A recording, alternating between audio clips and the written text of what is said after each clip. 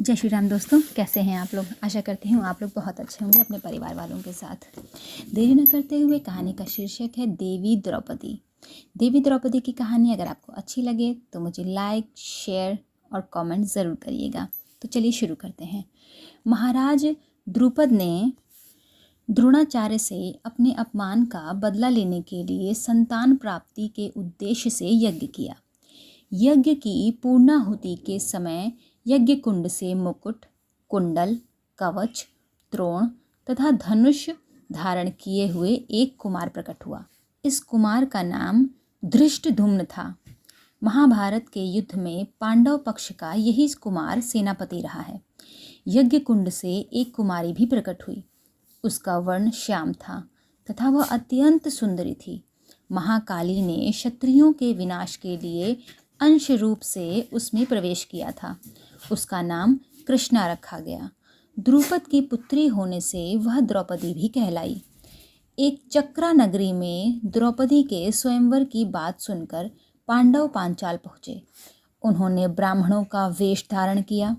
वहाँ वे एक कुम्हार के घर में ठहरे। स्वयंवर सभा में भी पांडव ब्राह्मणों के साथ ही बैठे।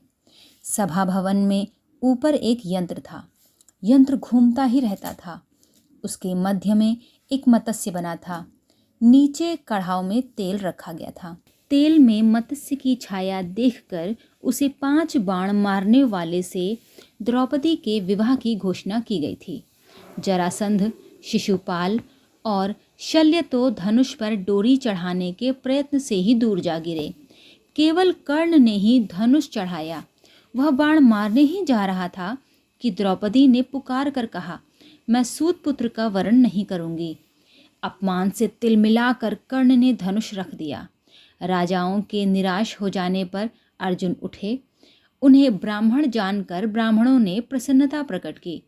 धनुष चढ़ाकर अर्जुन ने मत्स्य वेध कर दिया और द्रौपदी ने अर्जुन के गले में जयमाला डाल दी। कुछ राजाओं ने विरोध करना चाहा, पर वे अर्जुन और भीम के सामने न टिक सके।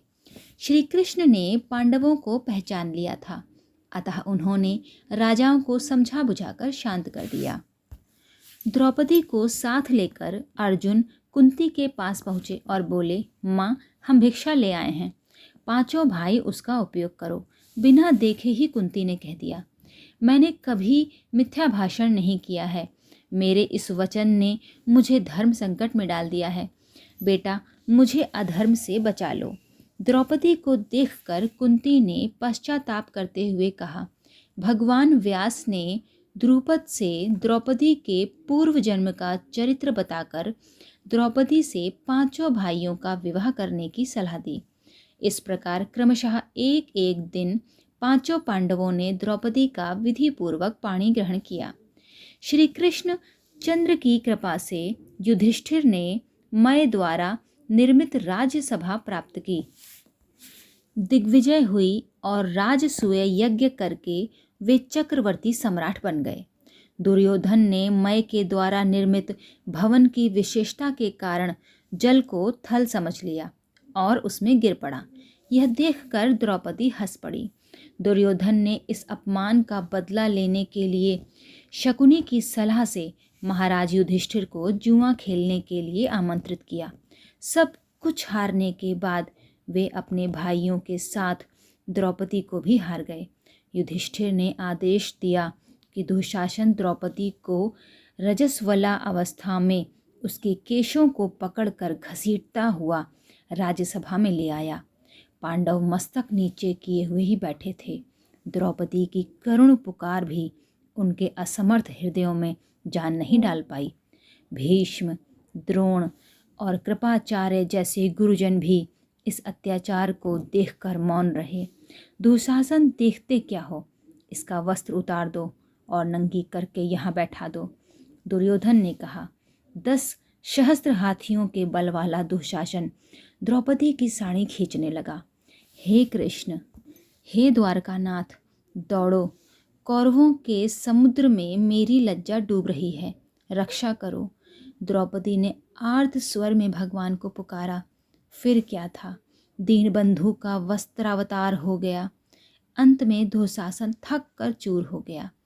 चाहे दुर्वासा के आतिथ्य सत्कार की समस्या रही हो, चाहे भीष्म की पांडव वध की प्रतिज्ञा, श्री कृष्ण प्रत्येक अवस्था में द्रौपदी की पुकार सुनकर उसका क्षण मात्र में समाधान कर देते थे। द्रौपदी श्री कृष्ण की अनन्य भक्त थी। भगवान के प्रति दृढ़ विश्वास का ऐसा उदाहरण अन्यत्र दुर्लभ ही है। ये कथा यहीं ख़त्म होती है। आपको सुनकर कैसा लगा मुझे ज़रूर बताइएगा। तब तक के लिए जय श्री राम।